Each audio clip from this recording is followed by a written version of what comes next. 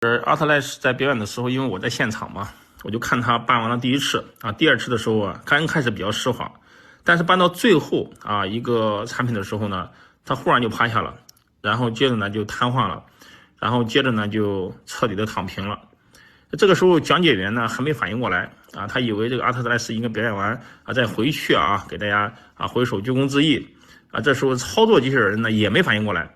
大家呢都在现场懵了，所有人都是互相看啊，到底发生什么了？而且观众呢，因为我是在最边上嘛，那边的观众呢都在正面啊，里三层外三层，所有人都没反应过来，所有人都在欢呼啊，等着他这个彻底的表演完之后呢，给他一个掌声。结果呢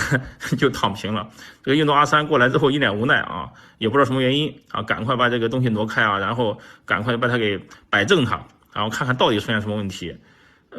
但是呢，整个问题发生到出现呢，因为短短的几分钟的时间，就所有人都没反应过来，所有人等待这个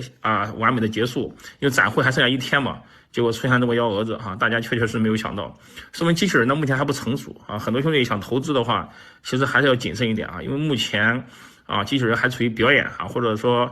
商业阶段啊，回到这个个人啊或者工厂或者具体的细节，它还是力不从心，它还是很多问题啊，比如发热呀比如说技术的 bug 呀，比如说这个电力不足啊，各种原因都在啊，所以说。